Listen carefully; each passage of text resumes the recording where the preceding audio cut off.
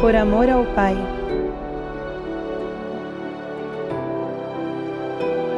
Origem primeira e fim supremo da vida consagrada. A Cristo que nos chama à sua intimidade. Ao Espírito Santo que dispõe o ânimo a acolher as suas inspirações. Livremente faço a Deus oblação de todo o meu ser.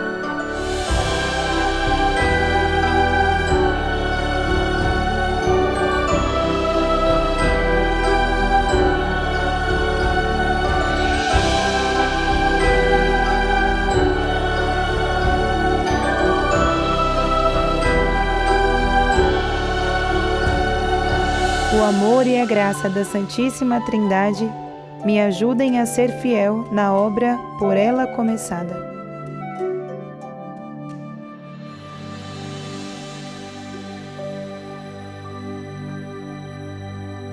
A misericórdia de Deus é algo que marca toda a nossa história de vocação.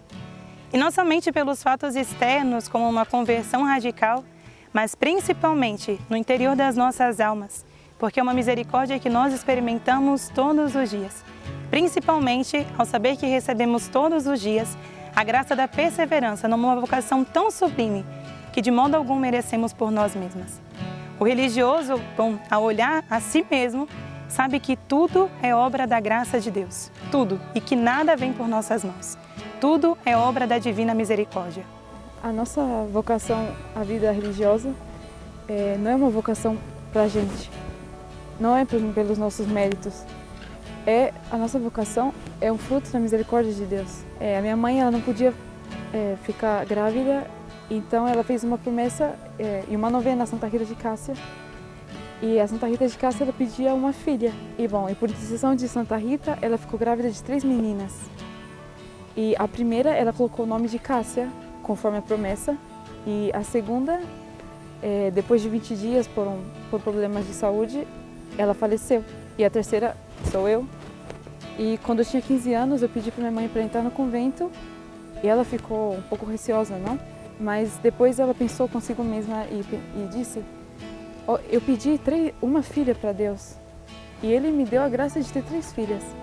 A primeira está comigo, a segunda Ele já levou e a terceira quer entregar-se a Ele totalmente e quem sou eu para impedir? E vendo essa história do meu nascimento, eu penso, não? Que mérito tenho eu para que Deus me escolha para ser sua esposa? Para ser sua esposa para sempre? Eu, com todas as minhas misérias, sou esposa de Deus, sou esposa do Verbo encarnado. Por isso que cada vocação, cada religiosa é um ato da misericórdia de Deus. É lindo chegar dentro da igreja e olhar o que temos aqui. Aliança. Isso já nos remete logo a um casamento. Hoje, queridas irmãs, é o casamento de vocês.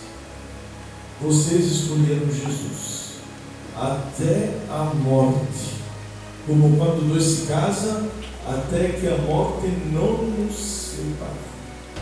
Até a morte, vocês decidiram de seguir este caminho, o caminho da perfeição, o caminho da santidade.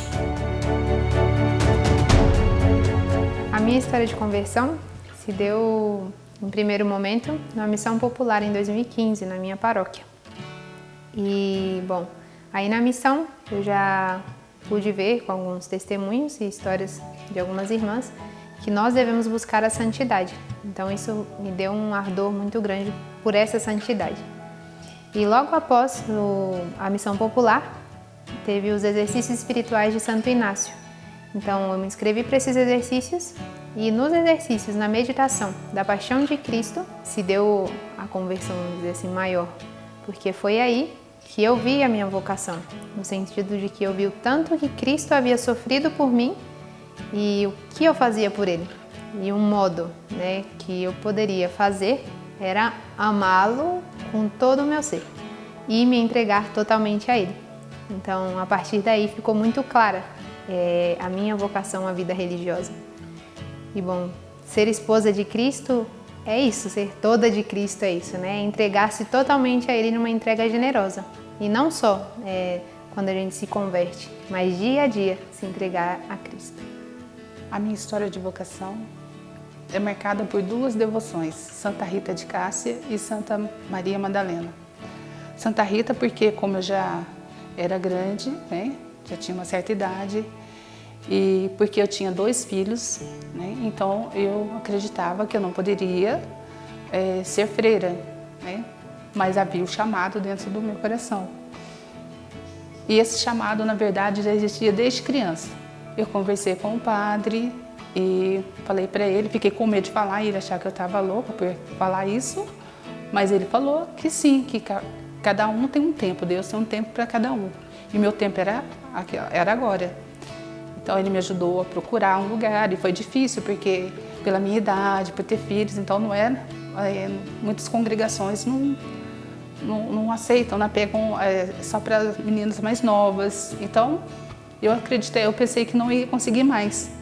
E aí um dia eu cheguei na capela diante de Jesus e falei para ele que se ele me queria realmente como freira, como esposa dele, que ele me colocasse em algum lugar, assim como ele colocou Santa Rita de Cássia. Então, passado um tempo, realmente eu encontrei o meu lugar. Eu sou pecadora, né? Me achava muito indigna de ser uma freira, né? Eu pensava como poderia ser esposa de Cristo sendo tão pecadora. E aí que vem a Santa Maria Madalena, a outra devoção minha, porque foi ela que me ajudou, foi lendo na Sagrada Escritura a história dela, então eu vi que eu poderia e dei o sim a Deus ao chamado que Ele me fazia. Por isso eu sou muito grata à congregação, amo muito a congregação exatamente por isso, porque me acolheu.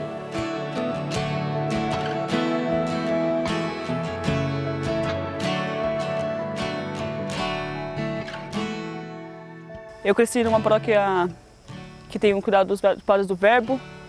Perto da minha casa está o noviciado dos padres, também a Casa de Misericórdia das Irmãs. Então eu sempre cresci muito rodeada do espírito da família religiosa.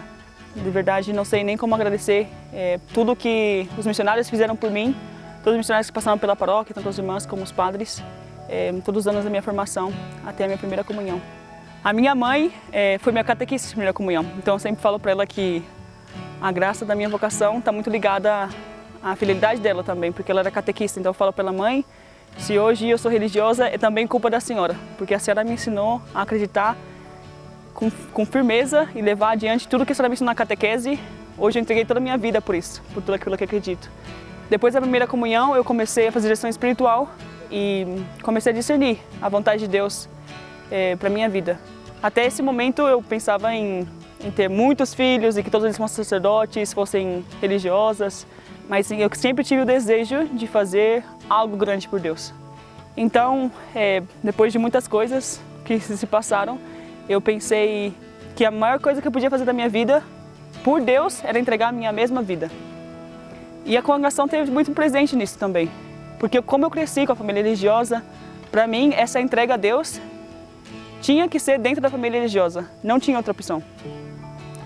Pela gratidão que eu tinha pela família religiosa, por todos os anos da minha paróquia e também porque eu já era parte dessa família, desde sempre. Por isso eu digo que essa vida que trouxe Jesus Cristo ao mundo, a vida da graça, veio até mim, chegou até mim pela graça do nosso carisma. Agora eu sou missionária no Alasca e é uma missão muito especial, é uma missão especial por todas as dificuldades da missão, pelo frio, pelo escuro ou pela luz nos tempos de verão, por estar muito isolado, muito afastado de tudo, por ser realmente uma área de missão. E é uma graça muito especial poder estar lá também, para que toda a congregação possa dizer, estamos presentes, a família religiosa está presente. E isso, agora que chegou o momento dos votos perpétuos, o meu único desejo é de fazer essa entrega perpétua a Deus, de fazer da minha vida um sacrifício de ação de graças, pela congregação e para a glória de Deus. A alegria é o grande segredo de todo cristão. Muito mais na vida religiosa, não? Que buscamos nos assemelhar com Cristo. Na Sagrada Escritura, fala da Santíssima Virgem como a feliz, a cheia de graça, não? e buscamos seguir o exemplo da Santíssima Virgem para mais nos aproximar e mais nos entregar a Cristo, assim como ela fez a Deus. Desde o tempo de formação, uma das coisas que mais me chamou a atenção na vida contemplativa foi ver essa alegria, não? Essa alegria que transborda, não de coisas exteriores ou de coisas temporais, mas de ter a Cristo como esposo, não? De cumprir os nossos votos nas coisas mais simples do dia a dia, não? Creio eu que professando os votos perpétuos, essa alegria se planifica em nossa alma, de poder dizer que para sempre fosse casta, pobre e obediente, e mariana, filha de Maria. E isso creio que é uma das maiores alegrias, não? De poder dizer, sou esposa de Cristo. E assim é exemplo de Santa Teresinha, que pergunta a Cristo em um de seus poemas, não? Como deve ser uma esposa tua? Assim também nós, como consagradas e professando os votos perpétuos, devemos sempre nos perguntar o que Cristo quer de nós a cada dia, não? A cada instante. E creio que a nossa maior alegria está nisso, no fiel cumprimento da vontade de Deus. A minha história de vocação sempre esteve marcada pela presença de Nossa Senhora. A minha mãe tinha o desejo de ter filhos, de ser mãe, e ela teve um irmão, e depois ela tinha uma dificuldade de engravidar, então ela queria ter mais filhos e não conseguia. Um dia ela fez uma peregrinação a um santuário da Virgem de Nazaré e pediu a Nossa Senhora que lhe desse um sinal se ela estava grávida. Esse dia era o dia 8 de setembro, o dia da Natividade de Nossa Senhora, e a Virgem lhe concedeu esse sinal. E depois a minha mãe teve a alegria de descobrir que estava grávida de gêmeas. Então, assim, desde antes do meu nascimento e durante toda a minha vida, sempre a Virgem Maria estava presente nesses momentos mais importantes. Foi assim também quando eu retornei à igreja na minha adolescência, na festa de Nossa Senhora Aparecida. Depois eu realizei a consagração a Nossa Senhora em Materna Escravidão de Amor e lhe consagrei a minha vocação. E aí ela também teve um papel muito importante no meu discernimento e na concretização da minha vocação. A vocação religiosa é uma vida de total entrega a Deus. De fato, quando nós estamos discernindo a vocação, nós sentimos esse chamado interior de Deus e um desejo de nos entregarmos a Ele e a salvação das almas. E por isso nós podemos dizer que essa vocação, essa vida religiosa, é uma vida de total holocausto, porque o nosso desejo só se sacia com essa entrega total de nós mesmos. E com muito maior razão também a vocação contemplativa, que é como uma vocação dentro da vida religiosa, onde nós somos chamadas a essa entrega total, esse afastamento do mundo, uma entrega generosa pela salvação das almas. Mas tudo isso só chega à plenitude com a profissão dos votos perpétuos, onde nós somos consagradas a Deus e ao serviço das almas para sempre. É uma entrega definitiva. E também é muito significativo que nós assinamos a nossa fórmula de profissão sobre o altar, manifestando que a nossa entrega é selada pelo sacrifício de Cristo. Algo muito particular e muito especial que temos na nossa família religiosa é que, além de fazermos os votos de castidade, pobreza e obediência, nós fazemos um quarto voto de escravidão mariana, onde queremos nos entregar totalmente a Maria, entregar a nossa família religiosa, a nossa vida consagrada, só que como um voto. Nós percebemos durante a nossa vida, durante a nossa formação, como que Nossa Senhora, ela que vai guiando o nosso chamado, até hoje, onde estamos espalhadas pelas missões. E uma graça muito especial que recebi foi de ser destinada a abrir uma fundação em um lugar onde a terra é de Maria, na Arquidiocese de Belém do Pará. Aí nós temos a imagem de Nossa Senhora de Nazaré, onde acontece a maior manifestação mariana do mundo. Poder estar aí nessa missão realmente é sentir o amor de Nossa Senhora e o zelo dela por nós a todo instante. Realmente é ter uma vida totalmente marianizada. E essa imagem da Virgem de Nazaré, que é tão venerada, que é tão querida em Belém do Pará, em nosso país, onde tantas pessoas fazem um imenso sacrifício somente para ver ela passar, onde tantas pessoas recebem tantas graças, onde eu já recebi tantas graças particulares, ela mesma quis estar presente aqui em São Paulo, em nossas casas de formações, em nossas casas de missões e vai estar especialmente na missa de votos perpétuos. E isso para nós é uma alegria muito grande, é realmente ver o carinho de Nossa Senhora por nós.